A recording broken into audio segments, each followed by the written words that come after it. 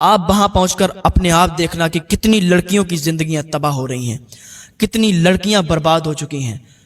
ایک آپ ہی ہیں جو ان لڑکیوں علامہ ارشد القادری صاحب اپنی کتاب میں لکھتے ہیں، یہ واقعہ بیان کرتے ہیں کہ ایک ملک کا بادشاہ تھا، بڑا ظالم تھا، بہت زیادہ ظلم کرنے والا تھا، بہت زیادہ لوگوں پر ظلم کرتا تھا، لوگ اس کے ظلم سے پریشان تھے، لوگ اس کے لیے بد دعائیں کیا کرتے تھے کہ یہ بادشاہ جلد سے جلد ہلاک ہو جائے۔ اتنا ظلم کیا کرتا تھا لوگوں پر۔ 6 مہینے کے بعد وہ ایک نئی لڑکی سے نکاح کیا کرتا تھا، ایک نئی لڑکی سے شادی کیا کرتا تھا اور 6 مہینے اس کو رکھتا تھا اور پھر اسے قید خانے میں قید کرا دیا کرتا تھا۔ ایک دن وہ راستے سے گزر رہا تھا تو ایک لڑکی پر، ایک خاتون پر اس کی نظر پڑی۔ وہ لڑکی اتنی حسین و جمیل تھی کہ جو بھی اسے دیکھتا تھا تو دیکھتا ہی رہ جاتا تھا۔ اس کا دل آ گیا، اس نے جا کے اپنے محل میں اپنے وزیر کو بلایا، جو وزیر اس کا بڑا قریبی تھا، ہر بات اس کی جانتا تھا۔ وزیر سے کہا دیکھو میں نے ایک لڑکی کو دیکھا ہے، اس کا پتہ نکالو، اس کے گھر پہ کون رہتا ہے، کون کون اس کے ساتھ رہتا ہے، کون کون اس کی فیملی میں ہے، ساری بات پتہ کر کے مجھے بتاؤ، میں اس لڑکی سے نکاح کرنا چاہتا ہوں۔ وزیر نے کہا ٹھیک ہے، آپ نے بتایا ہے، 1 دن کے اندر میں معلوم کروا کے اور آپ کو اطلاع دیتا ہوں۔ بادشاہ نے کہا ٹھیک ہے۔ وزیر نکلا اور اپنے چند سپاہیوں کو لگا دیا۔ سپاہی پہنچے، دیکھا وہاں پر، لوگوں سے پوچھا کہ اس لڑکی کا کون کون ہے۔ لوگوں نے بتایا اس کا ایک بوڑھا چچا ہے، باقی اس لڑکی کا کوئی نہیں ہے۔ سپاہیوں نے آ کے وزیر سے کہا، وزیر نے بادشاہ سے جا کے کہا کہ بادشاہ سلامت، اس لڑکی کا صرف ایک بوڑھا چچا ہے اور اس لڑکی کا کوئی نہیں ہے۔ بادشاہ خوشی میں جھوم اٹھا، بادشاہ خوشی میں ناچنے لگا کہ ٹھیک ہے، اس کے چچا کے پاس کچھ سپاہیوں کو بھیجو اور یہ کہلواؤ کہ بادشاہ اسے بلا رہے ہیں۔ وزیر نے کہا ٹھیک ہے۔ وزیر نے کچھ سپاہیوں کو بھیجا، وہ سپاہی اس کے چچا کے پاس گئے، دروازہ کھٹکھٹایا، لڑکی نے کہا چچا جان دیکھیے دروازے پر کوئی آیا ہے۔ چچا اٹھا، دروازہ کھولا، دروازے پر دیکھا بادشاہ کے سپاہی، تو تھرا گیا، کانپنے لگا کہ بادشاہ کے سپاہی میرے دروازے پر کیسے؟ کیونکہ یہ بڑے لوگ بادشاہ تب بلاتے ہیں جب کوئی بات ہوتی ہے۔ وہ ڈر گیا اور سپاہیوں نے کہا چلیے آپ کو بادشاہ سلامت بلا رہے ہیں۔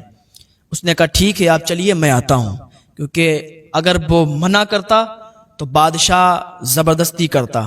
لڑکی کا چچا دبے پاؤں اندر آیا، اس کے دل کی دھڑکنیں تیز ہو گئی تھیں۔ اس کی بھتیجی نے پوچھا چچا جان آپ یہ بتائیے ابھی دروازے پر کون آیا تھا؟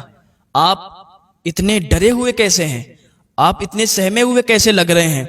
کیا کوئی بات ہو گئی؟ تو اس کے چچا نے دبی ہوئی آواز میں کہا بیٹی بادشاہ کے سپاہی آئے ہوئے تھے، مجھے بلا رہے ہیں۔ تو لڑکی ایک دم گھبرا گئی، ڈر گئی کہ بادشاہ کے سپاہی اور آپ کو کیوں بلا رہے ہیں، کچھ سمجھ میں نہیں آ رہا۔ خیر لڑکی نے کہا چچا جان آپ اللہ رب العزت کا نام لیجئے، اپنے ڈر کو دور کیجئے، اللہ کے نام پر آگے بڑھیے اور دیکھیے بادشاہ آپ کو کیوں بلا رہا ہے۔ کہا ٹھیک ہے بیٹی۔ اس کا چچا بادشاہ کے یہاں گیا تو بادشاہ نے اسے بڑی عزت کے ساتھ ایک تخت پر بٹھایا، ایک الگ جگہ، مخصوص جگہ بٹھایا، بڑی عزت و تعظیم کی۔ پھر وزیر نے اس سے کہا کہ سنو بادشاہ سلامت کا آپ کی بھتیجی پر دل آ گیا ہے اور آپ کی بھتیجی سے بادشاہ سلامت نکاح کرنا چاہتے ہیں، اپنی محل کی اس کو ملکہ بنانا چاہتے ہیں، اس کو رانی بنانا چاہتے ہیں، بس آپ تیاریاں کیجئے نکاح کی۔ جب اس نے یہ بات سنی تو کانپ گیا اور دبے لہجے میں کہا، وزیر سے کہا کہ آپ یہ کیا کہہ رہے ہو، ہم چھوٹے لوگ ہیں، ہم اس عزت کے لائق بھی نہیں ہیں جو آپ نے مجھے دی ہے، اور آپ ہماری بھتیجی کے لیے کہہ رہے ہیں کہ نکاح بادشاہ سلامت کرنا چاہتے ہیں، ہم غریب لوگ ہیں، چھوٹے لوگ ہیں، آپ ایسا نہ کریں۔ بادشاہ بھی غصہ ہو گیا اور وزیر بھی غصہ ہو گیا اور تیز آواز میں کہا کہ سن لے، اگر تو راضی نہیں ہوا تو سمجھ لے ہم زبردستی بھی کرنا جانتے ہیں، ابھی تمہیں عزت دے رہے ہیں، عزت کے ساتھ بٹھالا ہے اور عزت کے ساتھ پوچھ رہے ہیں، لیکن اگر تم راضی نہ ہوئے اپنی بھتیجی کا نکاح کرنے کے لیے ہم زبردستی تمہاری بھتیجی کو اٹھوا لیں گے اور تمہیں بھی قید خانے میں ڈلوا دیں گے۔ اب جب اتنی بات سنی تو اس نے کہا کانپتی ہوئی آواز میں، اس لڑکی کے چچا نے کہا ٹھیک ہے جیسی آپ کی مرضی، اور اس کے آنسو آ گئے۔ آنسو پوچھتے ہوئے گھر پہ آیا، دروازہ کھٹکھٹایا، بھتیجی نے دروازہ کھولا، اندر آیا۔ بھتیجی پوچھنے لگی چچا جان مجھے بتائیے کیا بات ہے، آپ اتنے پریشان اتنے غمگین کیوں ہیں؟ چچا جان کیا بات ہوئی؟ محل میں آپ گئے تھے، کیا بات ہوئی؟ بادشاہ نے کیوں بلایا تھا؟ اس کے چچا نے بھرراتی ہوئی آواز میں کہا بیٹی بادشاہ نے تجھ سے نکاح کا پیغام دیا ہے اور وہ تجھ سے نکاح کرنا چاہتا ہے۔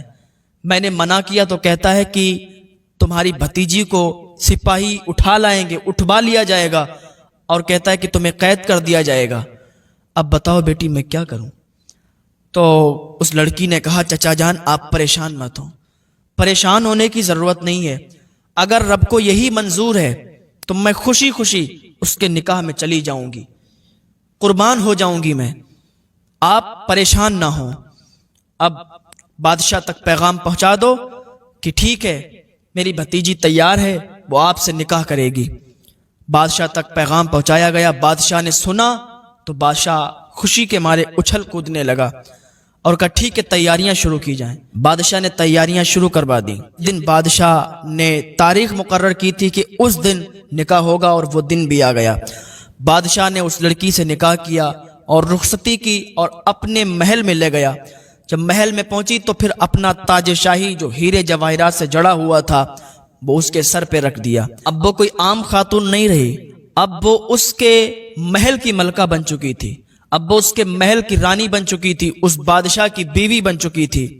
لوگ اس کی عزت کر رہے تھے، کنیزیں اس کی تعظیم کر رہی تھیں۔ جب بادشاہ کا نکاح ہو گیا تو نکاح سے پہلے تو بادشاہ کو یہ بہت اچھی لگتی تھی، بہت حسین و جمیل لگتی تھی، لیکن نکاح کے بعد اس کا دل پھیکا پڑنے لگا۔ اب اسے وہ حسن نظر نہیں آتا تھا، اب اس میں اسے وہ چمک نظر نہیں آتی تھی۔ بادشاہ کا دل اس سے پھیکا پڑنے لگا اور یہ بھی گھٹ گھٹ کے اس محل میں جینے لگی۔ اب اس کا کام کیا تھا؟ 5 ٹائم کی نماز پڑھتی، اللہ رب العزت کی عبادت کرتی، اللہ کو یاد کرتی، دعائیں کر کر کے رویا کرتی تھی۔ ایسے ہی 6 مہینے گزر گئے۔ جب 6 مہینے گزرے تو ایک خاتون آئی اس کے پاس اور کہنے لگی اے بی بی، اے ملکہ، آپ کو معلوم نہیں ہے یہ بادشاہ بہت ہی ظالم ہے، بادشاہ بہت ہی ظلم کرنے والا ہے۔ اس خاتون نے کہا اے ملکہ، اس نے بہت سی لڑکیوں کی زندگیاں تباہ کی ہیں، اس نے بہت سی لڑکیوں کی زندگی برباد کی ہے، تمہیں معلوم نہیں ہے اسی محل کے اندر ایک قید خانہ ہے، ایک تہ خانہ ہے، اس کے اندر کئی لڑکیاں قید ہیں اور ان کی زندگی برباد ہو چکی ہے، اور کوئی کئی سال سے ہے، کوئی کئی مہینے سے ہے۔ میں یہ سمجھتی ہوں کہ آپ اللہ کی نیک بندی ہیں، آپ اللہ کا ذکر کرتی ہیں، اللہ کی عبادت کرتی ہیں، مجھے یہ لگتا ہے کہ آپ ان کو بچا لیں گی، اگر آپ وہاں پر ایک بار چلی جائیں تو آپ ان کو نکال کر لا سکتی ہیں، میں آپ کو فل سپورٹ کروں گی۔ جب ملکہ نے یہ سنا کہ کئی لڑکیاں قید خانے میں قید ہیں تو اب اس کی دل کی دھڑکنیں تیز ہو گئیں کہ کاش میں ان تک جلدی سے پہنچ جاؤں اور ان کی زندگی بچا لوں۔ اب یہ کنیز نے کہا ٹھیک ہے، اگر آپ اس بات پر راضی ہیں کہ آپ ان لڑکیوں کی جان بچائیں گی تو بادشاہ کے جانے کا انتظار دیکھیں۔ بادشاہ آج شکار پر جائے گا اور جیسے ہی بادشاہ شکار پر نکلے گا میں آپ کو اس تہ خانے میں لے چلوں گی، میں آپ کو اس قید خانے تک لے چلوں گی۔ آپ وہاں پہنچ کر اپنے آپ دیکھنا کہ کتنی لڑکیوں کی زندگیاں تباہ ہو رہی ہیں، کتنی لڑکیاں برباد ہو چکی ہیں، ایک آپ ہی ہیں جو ان لڑکیوں کو بچا سکتی ہیں۔ ملکہ نے کہا ٹھیک ہے مجھے لے چلو۔ بادشاہ شکار پر چلا گیا، وہ کنیز اس ملکہ کو لے کے بہت ہی عجیب و غریب راستوں سے ہو کر اس تہ خانے تک پہنچ گئی۔ جیسے ہی قید خانے کے اندر پہنچی تو وہاں کی جو اور خواتین تھیں وہ سب اس ملکہ کو دیکھ کر اس کے پاس آنے لگیں اور کہنے لگیں خوش آمدید، آئیے آئیے، اور کہنے لگی شاید آپ بادشاہ کی بیوی ہیں اور بادشاہ نے آپ کو 6 مہینے کے بعد یہاں قید کر دیا ہے۔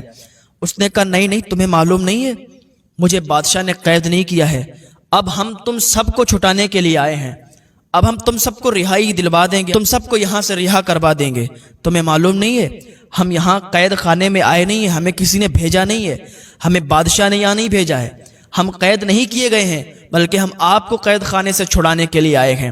تو ان میں ایک بوڑھی عورت تھی جو قید تھی، آئی اس ملکہ کے پاس اور کہنے لگی ملکہ تمہیں معلوم نہیں ہے یہاں جو بھی آتی ہے اسی طریقے سے لائی جاتی ہے، ذرا پیچھے مڑ کے تو دیکھو تمہارے ساتھ جو کنیز آئی تھی کیا تمہارے پیچھے کھڑی ہے؟